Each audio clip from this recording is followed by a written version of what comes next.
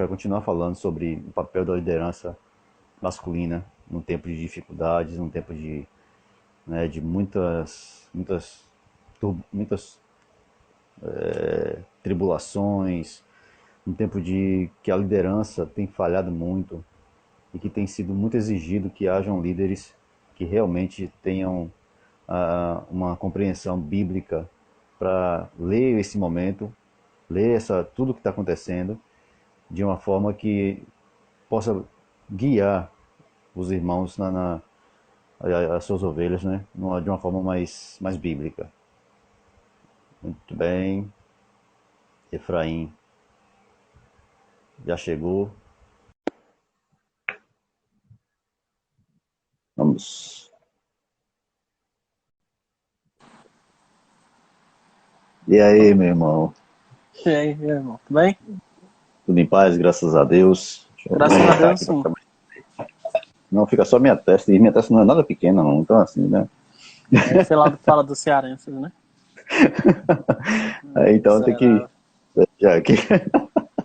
Aí, então você botou o bonezinho para esconder a metade, né? Pra Nada. ver se ajusta, se aparece, dá para caber na câmera aqui.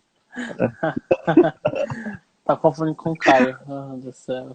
Não, Caio foi uma dificuldade maior, porque Caio teve que botar a câmera bem longe dele para ele poder aparecer, né? Visão, assim, panorâmica, né?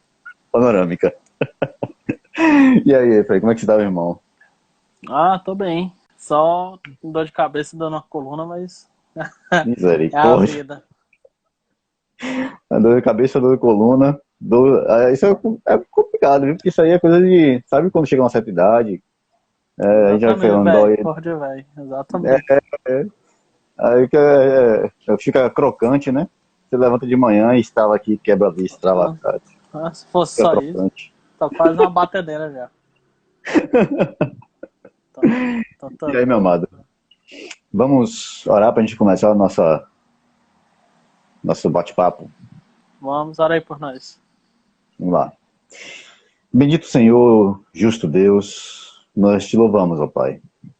Te agradecemos porque, apesar de nossas dificuldades, de nossa fraqueza, de nossas limitações, pecados, de tudo que de mal, Senhor amado, que ainda insiste em nos conduzir, em nos tentar, em nos fazer parar, em nos fazer não olhar para Ti, mas Tu tens sido misericordioso para conosco, e a Tua misericórdia, meu Senhor, tem nos sustentado todos os dias, tem nos levantado, tem nos feito andar, caminhar na Tua presença. A Tua luz, meu Senhor, nós caminhamos. É pela Tua luz e pela orientação do Teu Espírito que continuamos caminhando em direção ao lugar santo, em direção à terra prometida, não daqui, não de agora, não desse tempo. Senhor, nós estamos colocando nossas esperanças no Senhor, nas Tuas promessas, no lugar que está preparado para aqueles que Te amam e a quem o Senhor amou primeiro. Bendito Deus, nessa noite tão especial, que há tanta simbologia e que há tanto a ser lembrado, Pai amado, nos guia nessa noite e que Teu Espírito Santo nos conduza a trazermos uma reflexão que seja pertinente, que seja santa, que seja pura e que seja eficiente para a vida dos irmãos que nos ouvem, que seja aplicável à vida dos homens que nos ouvem, que eles sejam não só tocados, mas que eles sejam verdadeiramente confrontados com o seu papel de líder, de homem, de servo teu, meu Senhor, num tempo de trevas e de dificuldades. Que os homens se levantem outra vez para glorificar o teu nome e para te fazer conhecido entre todas as nações, entre todos os povos, no meio onde eles estão. Pai amado, nos abençoa nesta noite, nos conduz para a glória do teu nome. Nós te pedimos isso e agradecemos no nome santo de Jesus. Amém. Muito bem. Eu vou deixar você começar hoje. Você está com a palavra. Porque normalmente sou eu que começo, aí a pessoa está falando assim, rapaz, você fala demais, você conversa demais e não deixa os outros falarem. Então eu vou deixar você falar hoje, Só sossegadamente. pode fazer as perguntas aí que a gente desenrola. Tudo bem. Então, a gente estava falando na semana passada, melhor, na última live que a gente trabalhou aqui, sobre a questão da masculinidade, e nós acabamos abrangendo muitas coisas, né? do reflexo que a masculinidade tem na liderança e na comunhão com relação à própria Trindade do Senhor, da relação de submissão e de serviço que há na masculinidade cristã, de uma masculinidade pura, santa, de uma liderança que não seja tão voltada para si mesmo, mas voltada para a glória de Deus e para o serviço ao outro, né, naquilo que nós lembramos dos mandamentos, do primeiro como o Senhor sobre todas as coisas, do segundo como o nosso próximo, e trabalhando nessa linha da masculinidade, do líder que lembra-se que ele está submisso a Deus e ele está em igualdade com seus irmãos, mas que ele tem um papel que é necessário que seja cumprido. Aquele papel que Adão perdeu, que Adão não soube exercer, aquele papel que Deus foi levantando homens ao longo de toda a história para colocar e para mostrar. Hoje, nós gostaríamos de parar para pensar nessa liderança, mas na questão ministerial, naquilo que nós estamos vendo de pastores, de líderes da igreja, de líderes dentro da igreja. A gente fala muito do líder no lar, porque o lar é o início, né, é a célula máter. Uma igreja que tem membros que têm famílias desestruturadas será uma igreja problemática. Uma igreja que tem membros que não compreendem o seu papel de homem, de mulher, de filho, de pai, de esposa, de esposo, não compreenderá jamais o trabalho e a pregação bíblica da submissão, do serviço e do amor um ao outro. Então, é difícil você conciliar igreja sadia com família doente. Difícil isso, né? Então, nessa liderança hoje, vamos falar de líderes, do papel do pastor, do líder, daquele que hoje está, mesmo que não seja o pastor, mas que está no papel de liderança na igreja e que, como homem, ele sente dificuldades de colocar isso em prática, de servir a Deus, de levantar, por exemplo, um ministério masculino na sua igreja, né? Então, como é que você começou esse trabalho aí na igreja primeiro, que você começou primeiro na igreja, para depois, né, Deus frutificou com piedade masculina, mas vamos lá, digamos, pergunta básica. Eu quero começar um ministério de homens na minha igreja. Primeiro passo. Isso deu um não vale curso... se converter. Isso deu um curso inteiro para você ter noção sobre essa questão de plantação de cursos ou de grupos dentro da igreja, né? Tanto que a gente deu isso para os alunos do VHB, né, que se inscreveram. Eles têm acesso a toda essa questão de como montar a estrutura de um grupo, né? E partindo para pontos básicos disso, de forma bem resumida, uma das primeiras coisas que, quando a gente vai implantar um grupo, é entender primeiramente quem vai assumir a liderança desse grupo. É tanto que o primeiro ponto que eu coloco logo na apostila do curso é justamente você ser um exemplo. Entendeu? É a pessoa que vai implementar seu exemplo. É isso que Paulo, por exemplo, trata em 1 Timóteo 3. Né? Aquele que deseja o episcopado, excelente obra almeja, né? Isso o versículo 1. Versículo 2, ele já vai começar com uma partículazinha que praticamente resume toda a característica que ele vai colocar abaixo, que é o quê? Que ele seja irrepreensível. A palavra irrepreensível no grego, ela é totalmente diferente do que a gente imagina. Por quê? Porque quando a gente vai ler essa palavra irrepreensível, liga-se logo na mente a não ter pecado, a não errar, a não falhar, a ser perfeito. Só que a palavra irrepreensível, ela não está ligada a esta questão de não pecar, não errar, não falhar. Não é isso. Irrepreensível, eu traduzo ela melhor do que como já está comumente colocada, como um homem íntegro. Entendeu? Então, a pessoa que vai estar na liderança, ela precisa ter um caráter íntegro, precisa ter uma família boa, bíblica, precisa ter moderação, precisa ter piedade, precisa ter boa fama fora e dentro da igreja, precisa liderar muito bem a família, que aí entra o segundo ponto. Esse homem não somente vai ter um caráter bíblico, mas vai saber liderar muito bem a sua casa. Mas assim, E se a pessoa não for casada, ela vai ter que estar com uma vida muito bem organizada, né? Porque Uhum. liderar pessoas, discipular homens, ou para as mulheres que estão assim, discipular outras mulheres, requer organização. Então a pessoa precisa ser íntegra, a pessoa precisa ser organizada e a pessoa precisa ter uma vida com Deus. A pessoa precisa tratar a teologia de um modo diferente como está sendo tratada hoje. Hoje eu praticamente passei umas 2 horas só conversando sobre o problema central dos estudantes de teologia, que é o quê? Tratar Deus como objeto. Uhum. Tratar Deus como algo a ser estudado. E não sobre quem nós estudamos. É uma Deus não herança empirista ainda, né? é uma herança empirista que os teólogos reformados estão caindo e muito. Por que, que as pessoas têm falta de disciplina em ler a palavra? Por que, que elas tratam a leitura da palavra e oração como peso? Por quê? Porque eles entendem apenas que é um dever que eles têm que fazer e não um meio de se relacionar. É tanto que hoje Uhum. você recebeu um texto lá, meu, que foi Muito bom. produto dessa percepção da humanidade de Jesus como uma pessoa, de vivendo os seus hábitos. Então, a pessoa que Uhum. vai liderar, ela precisa ter essa concepção de que sua vida é com 3 pessoas, com um Deus pessoal. Então, ela precisa Uhum. ser íntegra, ela precisa ser organizada e ela precisa ter essa percepção de relacionamento com Deus, porque oração não é um dever simplesmente. É o meio que nós nos comunicamos com Deus que é pessoal. É tão fascinante como os evangelistas tratam que o primeiro tratado praticamente escrito dentro do Novo Testamento é sobre a pessoa de Jesus da forma mais humana possível, que é o Evangelho de Marcos, escrito aproximadamente Uhum. 15 anos depois da ressurreição do nosso Senhor, Sim. né?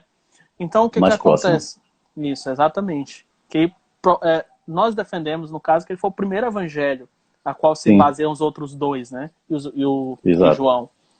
Então, a percepção de um Deus humano, pessoal, que se compadece, que está lá, que continua a andar com a gente, e é um Cristo ao qual nós devemos ter em mente. Nós simplesmente tratamos Cristo como uma sistematização, como um bloco dentro de todo outras pecinhas que nós devemos juntar. Cristo não é isso. O líder deve entender que ele anda com Cristo e vive com Cristo. E essa percepção dos evangelhos, se você prestar atenção, logo no capítulo 5 de Lucas, é impressionante que todas as vezes que Lucas diz assim, viu, só você prestar atenção, viu? Lá na pesca miraculosa e também lá quando ele vai fazer o chamado de Levi. Quando Lucas disse viu, é uma expressão peculiar, porque normalmente não se é dito isso. Normalmente quando é mencionado que Jesus viu, a expressão é colocar a atenção sobre, significa que Jesus direcionou o seu pensamento e olhar aquela pessoa, Uhum. para se relacionar com ela. É tanto que a pessoa que ele olhou foi aquela que ele se direcionou, chamou e deu uma direção. Isso foi com Pedro. Uhum. Quando você vai para Levi, ele viu Levi, é a mesma coisa, o mesmo círculo. De eles abandonarem tudo, a mesma expressão que é para Pedro é utilizada em Levi, de abandonar tudo e seguir. O líder precisa ter essa percepção que Cristo está com os olhos nele, Uhum. para se relacionar com ele, que chamou ele e direcionou ele a cumprir aquela missão. E que ele Então, deve abandonar tudo isso para poder começar um projeto de organizar um grupo dentro da igreja. Só para ter início. ah, misericórdia. É uma hora só de introdução. Assim, pegando o gancho que você acaba de falar, e esse é uma percepção que eu sempre tive, é que a preocupação dos líderes, seja qual for a liderança que ele esteja exercendo, seja até mesmo o ministério pastoral, acaba gerando uma demanda tão grande de responsabilidades que isso quase, assim, é muito comum a gente ver muitos líderes que deixaram de ter uma vida devocional. Por quê? Porque toda leitura bíblica que ele faz preocupado com aquilo que ele vai precisar aplicar. Toda oração que ele faz no intuito daquilo que está sob sua responsabilidade. Então, assim, ele acaba não tendo tempo de devocional, de aquele momento que ele tinha antes, no seu tempo de convertido. É por isso que muita gente fala, talvez, que quando eu era novo convertido, né, eu era mais santo, eu era mais cheio de alegria, né, cheio do poder de Deus, eu pregava, eu evangelizava. Mas por quê? Porque com as responsabilidades, o cara, não é que o cara está esfriando, moço, mas é que ele acaba assumindo muitos papéis que minam a fé dele sem ele nem perceber. E esse relacionamento com Cristo, essa intimidade com o Senhor, esse tempo que você vê os apóstolos gastarem muito tempo em oração. O apóstolo Paulo, ele fala de oração em todas as suas cartas e fala muito sobre oração. Pedro fala muito aos irmãos que te mantivessem a oração. A gente vê a igreja primitiva orando de maneira constante. A gente vê o próprio Jesus, como você colocou no texto hoje, muito bom texto, muito tempo em oração. Mas acaba que a gente tem tanta coisa para resolver, e eu acho que essa é uma pérola de Lutero, quando ele dizia, eu tenho tantas ocupações no meu dia, e há tanta coisa para ser feita, que eu não posso perder tempo fazendo outras coisas, senão orando. Então ele começava o dia dele às 4 da manhã em oração, e às vezes isso se estendia até bem mais tarde. Mas porque eles entendiam, os reformadores entendiam, os cristãos mais assim, singulares da nossa história sempre entenderam que o relacionamento com Jesus é mais importante do que as ocupações. Por quê? Porque primeiro eu estou me relacionando com o meu Senhor, aquele que é o Senhor da Seara. Depois eu vou para a Seara, porque agora eu sei o que fazer.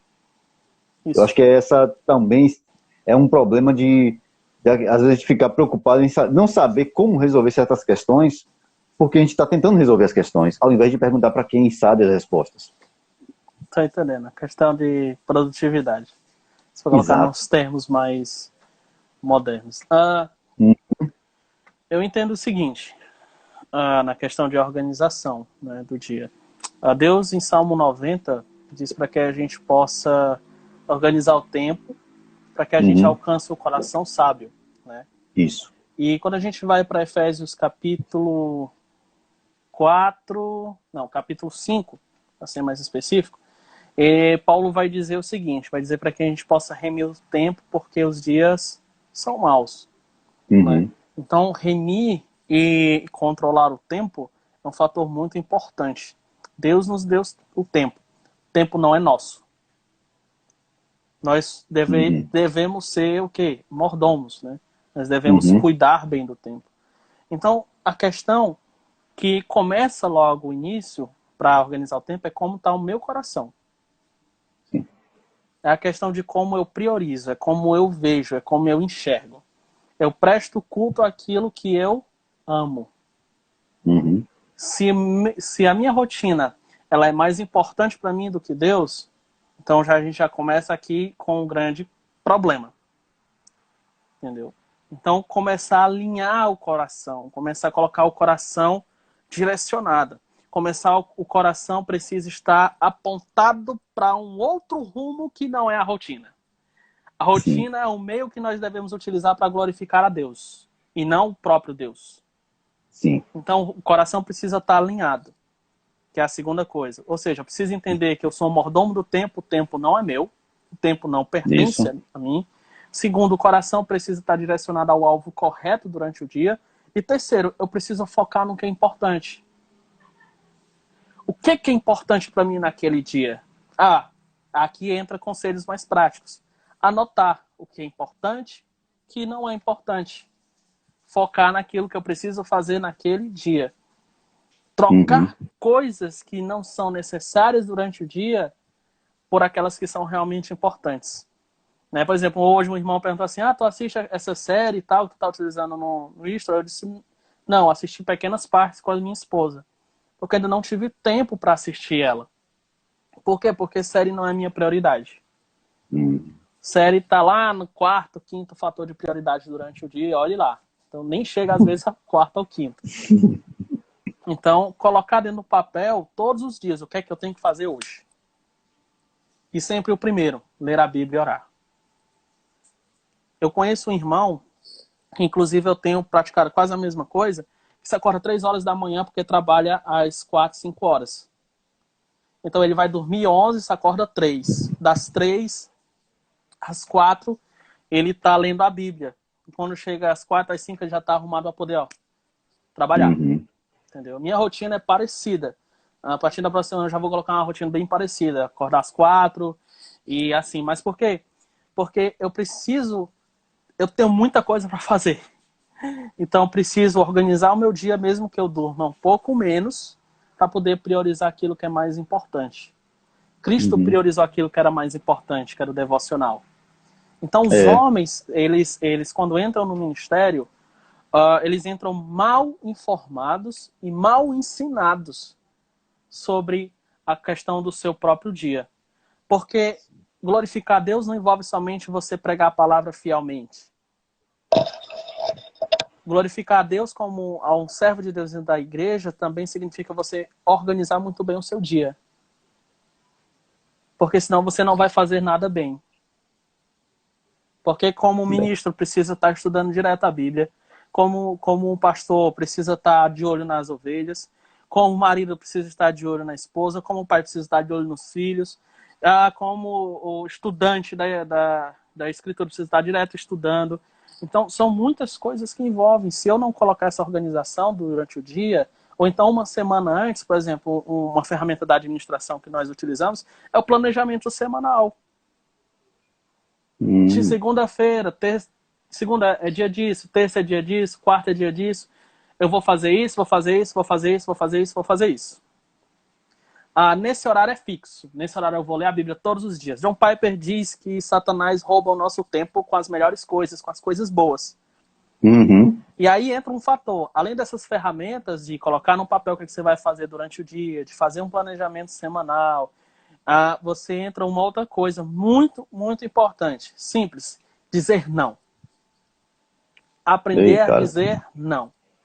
Eu tenho dificuldade com isso. Eu também. A gente tem um coração muito pro ministério. Qualquer pessoa que chega comentando, falando coisa, eu tenho um ímpeto de responder, de ajudar, de não deixar lá. Entendeu? Então, eu preciso, às vezes, o pessoal chega no Piedade pedindo conselho, às vezes eu não respondo logo. Por quê? Porque eu tenho que aprender a dizer não. Por quê? Porque eu estou fazendo aula, eu estou estudando, eu estou cuidando da minha esposa. Às vezes chega gente 2 horas da madrugada pedindo ajuda. Eu vou ver no outro dia, só que não dá, eu estou dormindo. Eu não sou um robô. Entendeu? Você coloca lá uma mensagem automática, quando chegar a mensagem de madrugada, quando eu acordar, eu respondo. Tá automático. Então, eu não respondo lá porque eu preciso dizer não. Teve um amigo muito amado que veio de Fortaleza pra cá, pra Sobral, e ele disse assim: Frank, tu tá livre? Eu disse: cara, eu não tô livre agora, eu tô trabalhando. Ele ficou meio chateado, mas é o seguinte, eu preciso prezar pelo meu trabalho, apesar de eu trabalhar em casa. Né? Então, eu preciso aprender a dizer não. Isso é um fator muito importante. Entendeu? Eu gosto muito de responder todo mundo, de dar atenção. Às vezes o pessoal olha assim, resposta na lata. Às vezes eu tô como eu tô aqui, eu tô rindo. Né? Eu tô tranquilo, eu sou uma pessoa bem tranquila. Às vezes minha esposa mesmo acha que eu tô com raiva, porque eu tô com a cara fechada. Não, eu não tô. É reflexão mesmo, é porque a gente é feio. Explica pra ela que homem é feio. Fui eu, ó. Tá aí, ó. Sacosa na herege, ó, no vídeo. Né? Muito bem. Não, acontece. Ainda bem que ela disse que foi ela. Nem foi só ela, teve outros também que fizeram a mesma coisa. Mas é meu ímpeto de ajudar. Eu tenho isso, eu gosto de ajudar. A Vivi às vezes reclama que eu passo muito tempo respondendo às pessoas. Né, ouvindo elas. Teve vez que eu já passei 2, 3 dias ouvindo o mesmo caso. Semana passada eu passei 3h30 ouvindo o mesmo problema. E lá. Tá entendendo? Tá entendendo? Digo que simplesmente o cara traiu a esposa 3, 4 vezes. A esposa tava... né, arrasada. Ela também não estava ajudando em nada. Mas, enfim, nós precisamos aprender a dizer não, utilizar a programação semanal, utilizar o checklist durante o dia.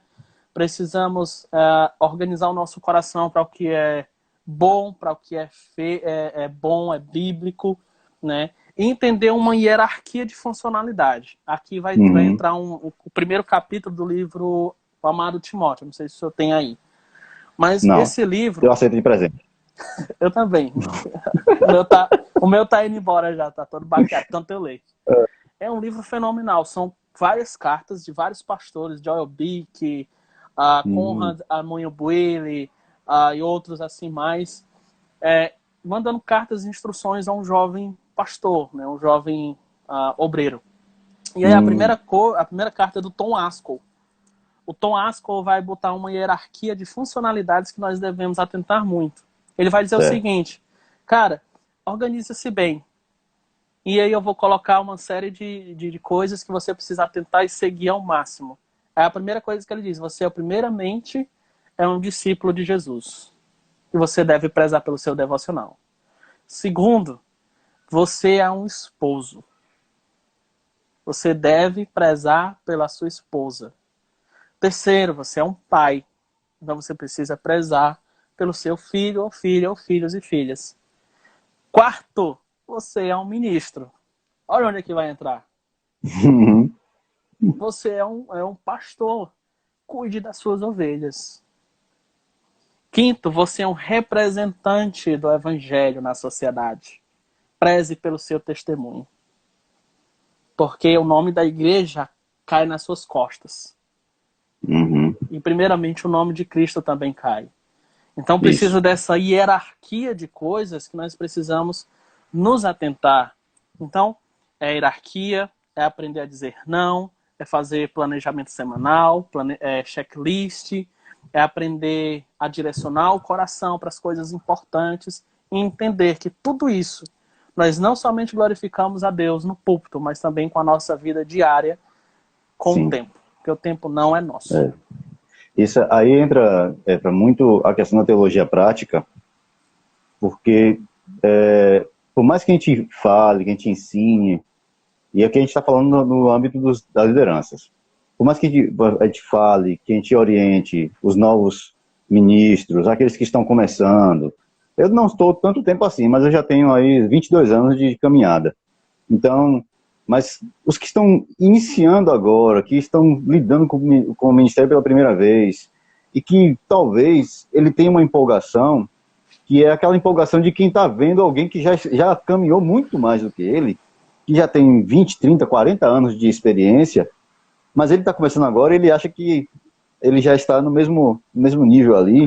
Então, assim, na luta para chegar a esse lugar que o outro pastor, que é espelho dele, está, ele atropela algumas fases, ele atropela algumas coisas. E uma dessas coisas que fica para o caminho é o devocional, é o compromisso com o testemunho pessoal, é a vigilância sobre o próprio coração, é o cuidado com a própria vaidade, porque somos vaidosos e a gente tem que vigiar o tempo todo sobre isso.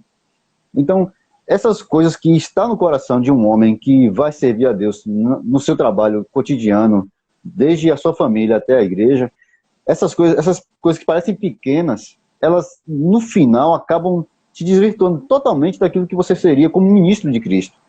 Você perde o governo da sua casa, você perde a tua condição de ministro. Vai tudo embora. Vai-se embora. Você perde o teu contato com Cristo num devocional pessoal, numa leitura bíblica que seja alimento para a tua alma. Você não tem o que dar para os outros. Porque se você não está alimentando sua própria alma, o que você vai dar para os outros? Como é que alguém que está passando fome pode dizer para o outro como fazer, como se preparar para o alimento? Gente, uma máxima que eu aprendi há muito tempo e que eu carrego comigo. Só ensina quem sabe. Só pode passar alguma coisa quem já adquiriu isso antes. Então, nesse devocional diário, e não é só uma questão de decorar os textos, de decorar falas, de ler. Olha, o que o Walsh falou isso porque Lloyd Jones falou aquilo, porque esse é o problema, né? Tô ligado. Mais do que você fazer essas coisas, é você entender que esses homens foram para a mesma fonte que está na sua mão. Foi da fonte que está na sua mão que eles entenderam essas coisas. E quem fez esse pensamento, essa compreensão, foi o Espírito Santo, que também pode te dar a mesma compreensão. Pode te abrir o entendimento e olhar para a Escritura e dizer, é isso, é o alimento da minha alma. Glória a Deus, porque agora eu compreendo essas coisas. Né? Uhum. Tem um livro que eu gosto muito, inclusive já faz um ano que eu tô lendo ele. Eu não terminei de ler, eu tô lendo já faz mais de um ano. Tem livros meus que é desse jeito. Eu não leio de uma vez, logo. Eu leio às vezes de forma panorâmica, depois eu volto e vou ruminando. Esmiuçando, mastigando. Exatamente. Que é o Pastor Imperfeito. O Pastor Imperfeito do Zach Erskine. Ele foi uma providência de Deus maravilhosa na minha vida. Eu recomendo sempre ele a todo jovem que quer ingressar, né, nos estudos. Pastor, eu falo jovem como se eu fosse um velho, né, de 70 anos. Tenho 24 anos. Mas enfim, outros jovens como eu que querem... Não, o senhor já tem 70. Aí ingressando, né, nessa caminhada, e eu recomendo muito. O livro já começa com uma bomba dentro do coração, atacando justamente uma coisa que a gente não percebe. A gente quer ser feitores de grandes coisas.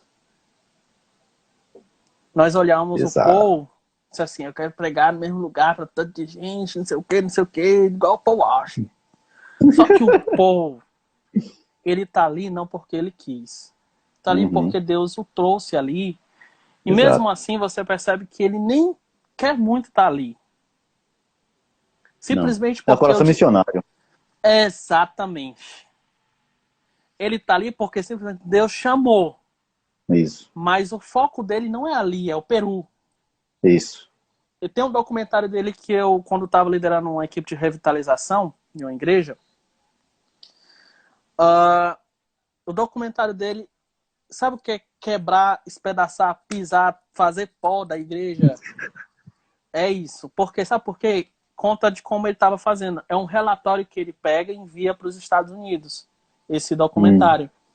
E esse documentário mostra, por exemplo, conferências que ele sempre estava fazendo para todas as igrejas ali ao redor de uma determinada montanha no Peru. O que acontecia? Ele ia para lá, passava 4 horas seguidas ensinando a escritura. Seguidas. 4 horas. Tinha pessoa que andava um dia inteiro para estar ali. Tinha igrejas que estavam ao redor, sem luz, e às vezes a única luz do vilarejo que a igreja estava era da própria igreja, com um geradorzão muito, muito antigo. Se duvidar, veio até da União Soviética. É tão antigo que é. Então, pessoas que amotinavam ali, ficavam ali. Ele começava às 5 horas da manhã a pregar. Pregando. Ele se cansava. Exausto. E o pessoal ainda estava lá, ó. Vai ter mais, pastor? Por quê? Porque alguns não tinham Bíblia. Outros sofriam isso, mas o Paul estava lá. O discipulador do Paul, que é um amigo dele que é médico, foi para lá para ajudar os doentes. Cara, se amotinavam as pessoas doentes. Aí você percebe, ele mesmo coloca isso no documentário dizendo assim, agora imagine se nos tempos de Jesus, sendo que o homem que me levou até o Senhor Jesus está nesse sufoco, com pouco remédio, tentando servir ao máximo de pessoas. Imagine como era Jesus. A multidão de pessoas. Sim. E aí nós queremos ser como ele, não pensamos que ele sofreu muito mais do que isso. Todo pastor que passava, praticamente, dizia assim, eu estou discipulando esse pastor. Eu estou discipulando esse outro pastor. Eu levei essa pessoa até Cristo, estou discipulando. Direto. E direto. E direto. Eu fico imaginando qual a rotina desse cara. O tanto de pessoas que ele não discipula, ao mesmo tempo o tanto que ele sofre cansaço. Então, o palco se tornou o desejo do coração desses jovens. E aí o que eles sim. fazem? Vou comprar 300 sistemáticas. Ei.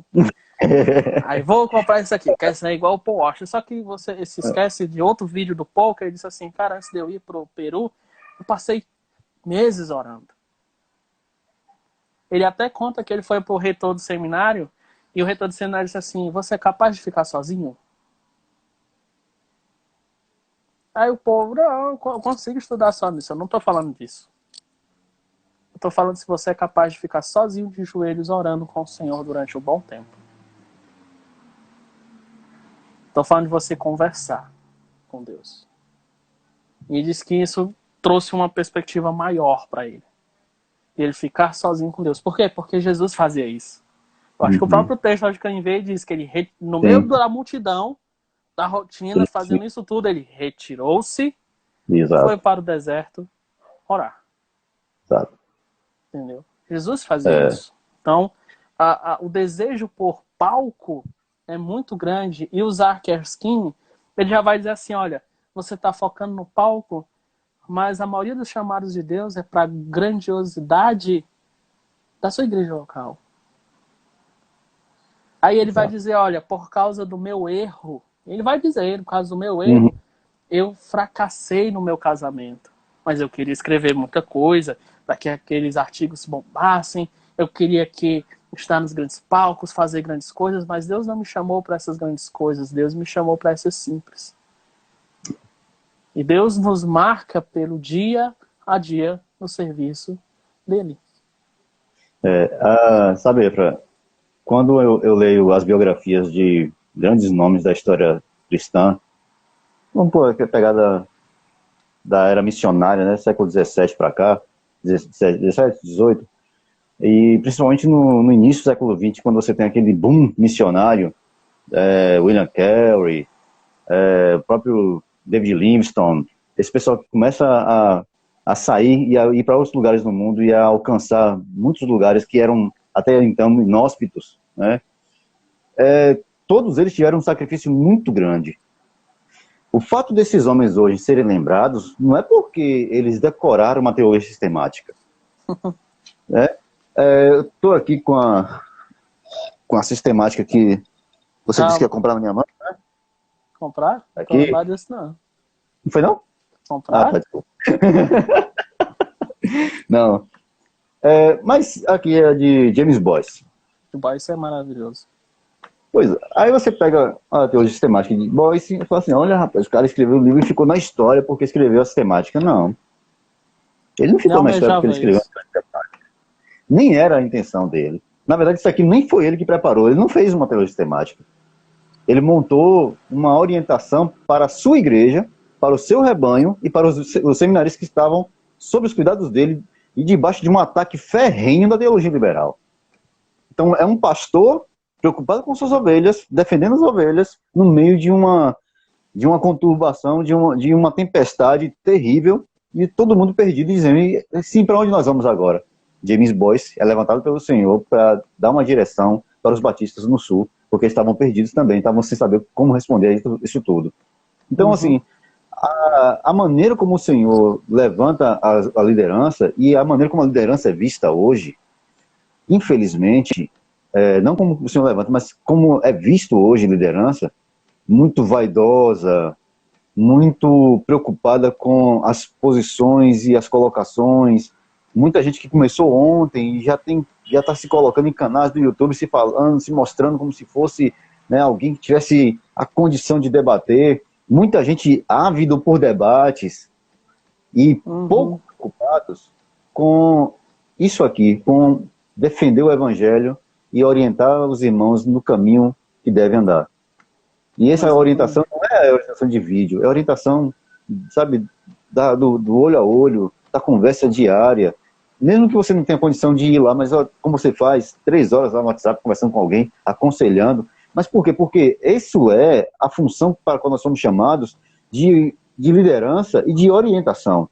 O líder não é alguém que está acima, é alguém que mostra caminho, direções, que vai dar a possibilidade de falar assim, olha, você tem essas possibilidades aqui porque eu já passei por aí. Eu já fiz esse caminho, e esse caminho aí você tem essas duas vertentes, você pode escolher essa ou aquela. Então, esse posicionamento do líder cristão, do homem que assume para ele a responsabilidade de dizer, não, sou eu o responsável, então eu vou dar essa direção. Isso tem sido muito minado nas últimas épocas, porque a própria masculinidade tem sido minada. Sim. E a própria liderança tem sido minada. E nós vivemos num contexto de rebelião e de rebeldia. Então, ninguém quer se submeter a um líder, porque o líder não deve me dizer o que eu devo fazer, porque eu sou, naquele poema, eu ia usar uma palavra aqui, mas não pode ser. Mas aquele poema assim, sem vergonha, aquele poema, como diz um amigo meu, do cão, porque eu sou o senhor do meu destino, sou capitão da minha vida, que é citado lá por Morgan Freeman no Invictus, a história de Mandela. E essa história de dizer que eu sou o senhor do meu destino, que eu lidero a mim mesmo e assim eu levo outros, o bom líder é aquele que se lidera e que vai avante, que está diante do seu tempo. Tudo isso é para envaidecer e para criar um homem cada vez mais ensimesmado, cada vez mais vaidoso, cada vez mais preocupado com sua própria imagem, se esquecendo de que não é a imagem dele, é a imagem de Cristo que deve ser levada. Aí você tem uma gama de pessoas, um número imenso de pessoas que estão ao seu redor e que estão passando por situações muito difíceis, não porque elas têm uma vida mais difícil do que outra, mas porque elas precisam de uma orientação. Se Paul Walsh ficava 4 horas pregando para os peruanos, meu irmão, eu te falo que hoje, no nosso país, para a nossa igreja, se nós passarmos a manhã inteira pregando, ainda é pouco.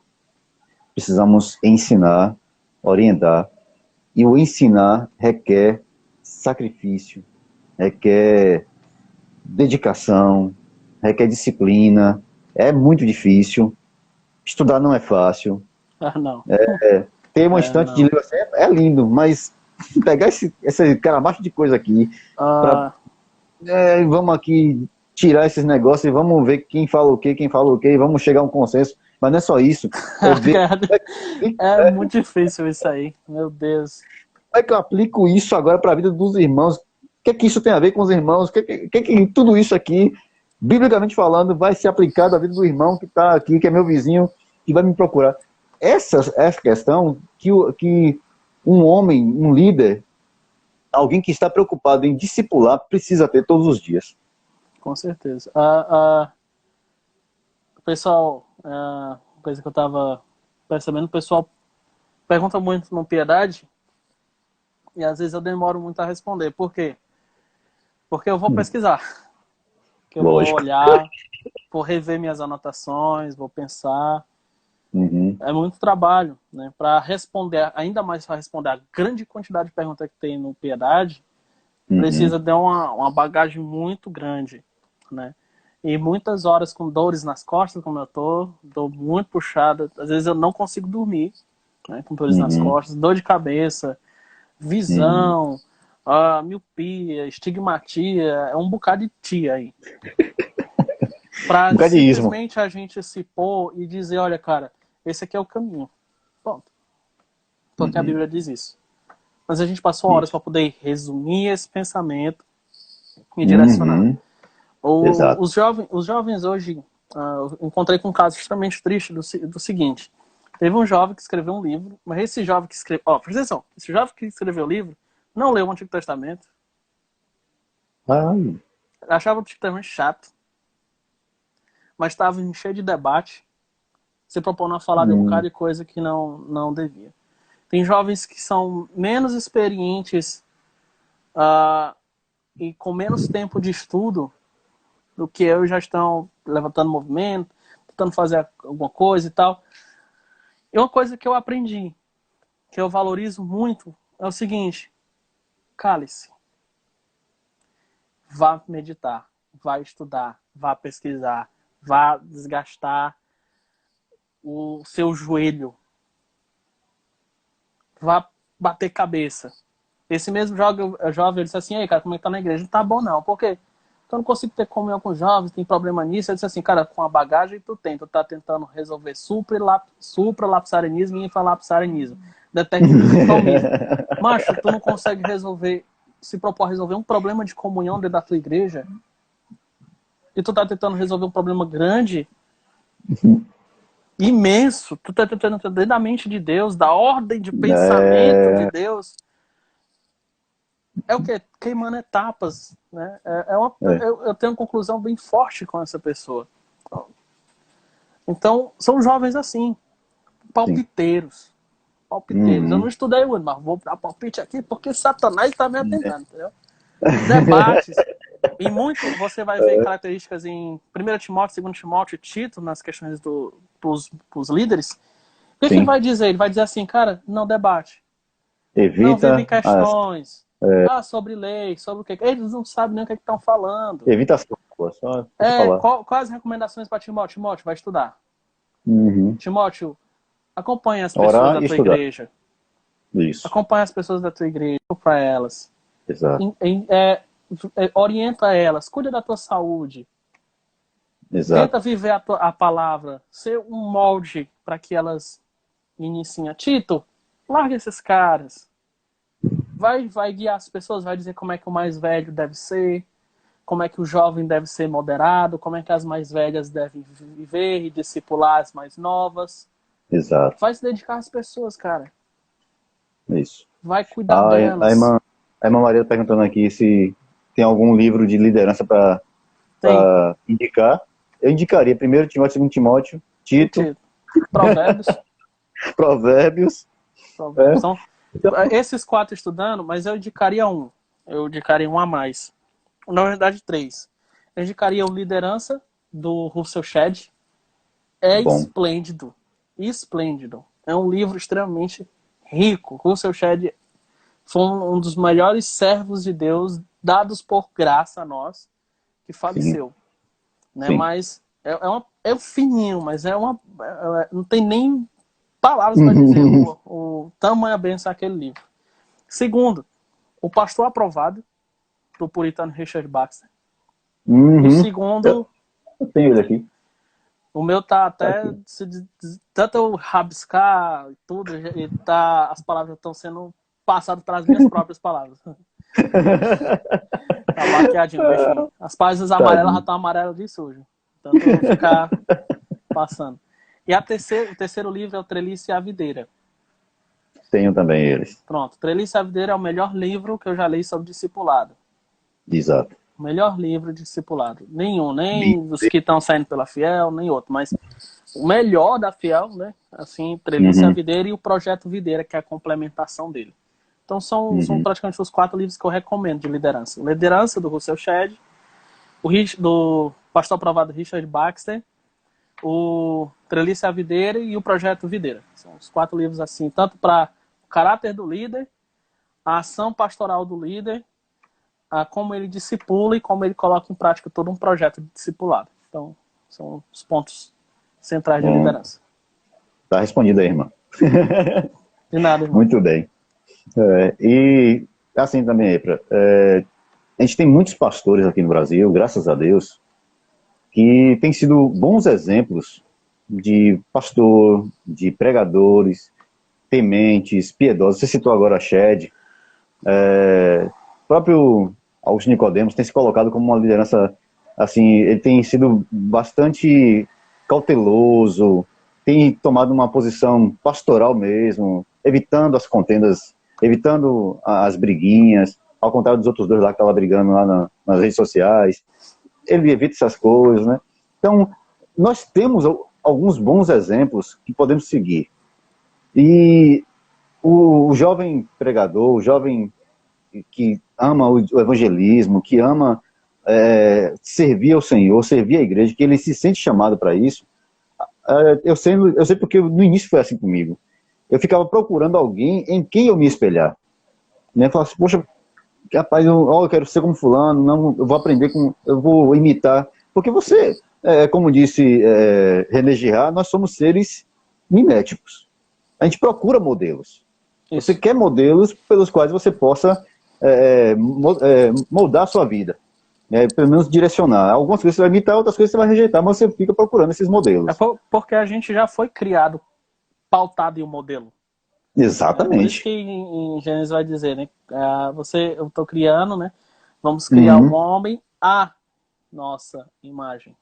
Ou seja, eu sou o uhum, modelo da qual estou partindo. Então, é uma exato, necessidade nossa de exemplo. Né? exato.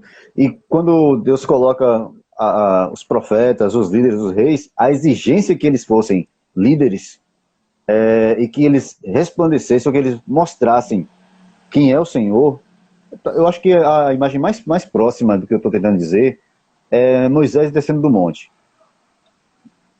Ele não é a glória de Moisés, é a glória de Deus em Moisés. Não é o que Moisés vai dizer e vai fazer, é o que Deus está fazendo através de Moisés. Então eu sei que tem muita gente olhando para Moisés, mas a questão é o Deus que faz isso em Moisés para que o povo tenha alguém que possa ouvi-lo. Então, Deus se aproximando do povo através dos seus discípulos. Nós não somos mediadores, nós não somos sacerdotes, nós não somos vicários, nem vigários. Nós não temos. Isso para nós está encerrado. O sacerdócio real de Cristo é o sacerdócio de todo o corpo de Cristo. Todo cristão agora faz parte do sacerdócio real. Mas nós temos a responsabilidade de fazer, como disse, se eu não me engano, foi Spurgeon, o mundo não lê a Bíblia, o mundo lê o seu testemunho. Então, nós temos a responsabilidade de demonstrar isso. Um líder tem maior ainda, porque ele não é só o exemplo daqueles que estão ao seu redor como, ele é um cristão. Não, ele exerce uma liderança e, além dos seus liderados, as pessoas que estão de fora olham para ele assim. Isso é muito prejudicial hoje no evangelho brasileiro, porque, infelizmente, nós temos muito mais exemplos ruins do que os bons. Os exemplos ruins estão, assim, nas mídias o tempo todo. Na televisão, tem canais de televisão. Os bons exemplos ficam mais restritos, são menos conhecidos, precisam ser garimpados para a gente encontrá-los. Mas nessa crise, sabe, Efraim, de liderança e de bons exemplos, eu acho que Deus tem sido misericordioso com o nosso país, porque de um tempo para cá eu vejo bons líderes se levantando e eu vejo uma preocupação em que a Escritura seja, de novo, o guia máximo da vida e do trabalho desses líderes. Você concorda comigo? Concordo sim. Eu evito muito essa questão de quem é o maior pregador, o maior pregador que você se espelha e tal. Porque Jesus repreendeu isso. Uhum, Jesus disse que isso é vaidade. Né? isso. E aí, não, mas não, é só questão de constatação. Não, é vaidade, é a mesma coisa. Você tem que enaltecer um homem acima de outros. Uhum, Né? O único homem para ser enaltecido acima de todos se chama Jesus. Né? sim. Então, quando pergunta assim, qual é o maior pregador? Já fiz essa pergunta. Você se espelha de quem? Qual é o pregador? Tem palpite sobre esses pregadores? Assim, eu não ligo. Perguntaram sobre a confusão que estava tendo entre Paulo Júnior e o Silas, assim, o que, é que você acha? Eu disse assim, Não sei nem não do que se sei, eu trata. não ligo.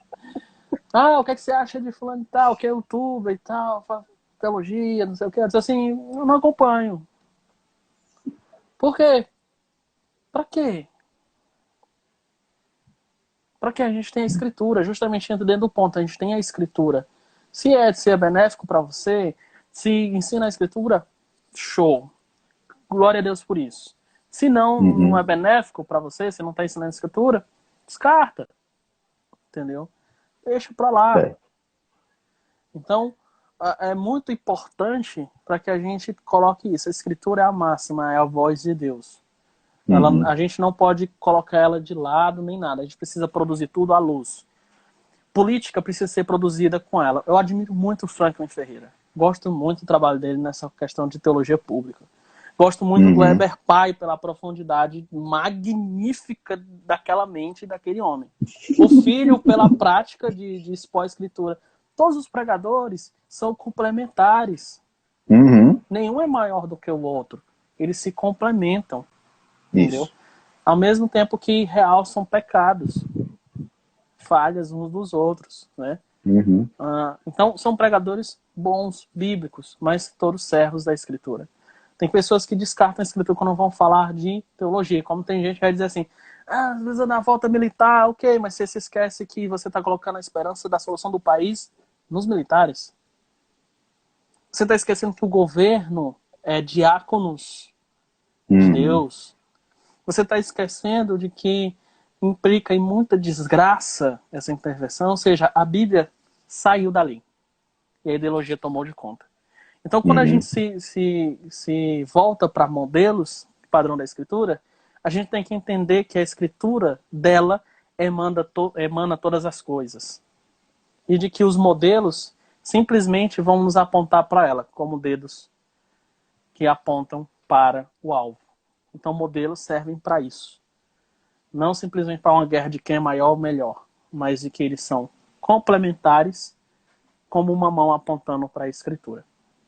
Que é o Exatamente. centro, e por meio de onde, como João Calvino vai dizer, por meio dela, Cristo rege com cetro a sua igreja, e ela se chama Escritura. Amém. E aí, para meu irmão, a gente vai dar tchau agora. Vamos encerrar nossa live. Você precisa Beleza. descansar. Você precisa... O senhor Não sei se também. você já se Obrigado. alimentou, né? Dá Ainda uma não. descansada também. Aí, então, dá uma melhorada aí nessa dor de cabeça, porque tem muita coisa para pensar. E uma cabeça desse tamanho doendo não é Que isso, natural. rapaz? Não, ofensa mesmo. Pensou, Mas eu queria que baiano você deixasse. levou uma aula todinha para poder pensar em uma piada. Baiano é osso. Mas eu queria que você deixasse aí uma lição, uma orientação. Eu sei que você faz isso todo dia lá com o pessoal do Piedade, mas para os irmãos que estão acompanhando, que não são do Piedade hoje, mas que estão acompanhando também, liderança masculina, vamos colocar liderança bíblica. Um conselho para quem está almejando o episcopado. Se firmar em Jesus, Deus, homem. Porque todas as coisas se passam, porque ministério não é sobre nós, Exato. porque nós não é sobre nós também, e que a minha vida ela se resume a glorificar a pessoa de Jesus. Então, se eu posso resumir o conselho que vai emanar todos os outros, é olhar Jesus como a grande maravilha que ele é. A prestar atenção em cada palavra que ele diz. Até mesmo, como eu disse, a palavrinha vil, de tamanho peso que tem para Jesus. Uhum. Então, Jesus é o centro de toda a nossa vida. Coração, alma, corpo, tudo.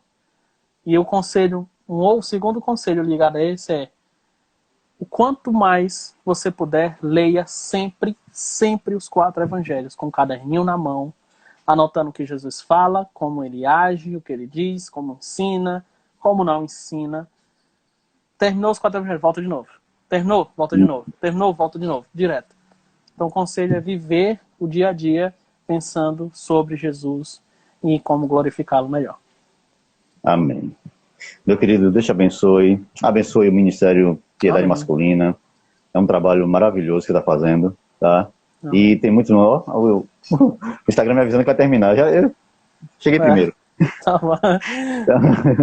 E eu fico muito feliz de poder contar contigo Amém. nas Qualquer coisa colaborações. pode chamar que a gente volta. Estaremos próximos de outra vez, tá bom? Deus Deus abençoe. Boa noite aos irmãos aí. Deus Boa abençoe a noite, todos. gente. Deus abençoe.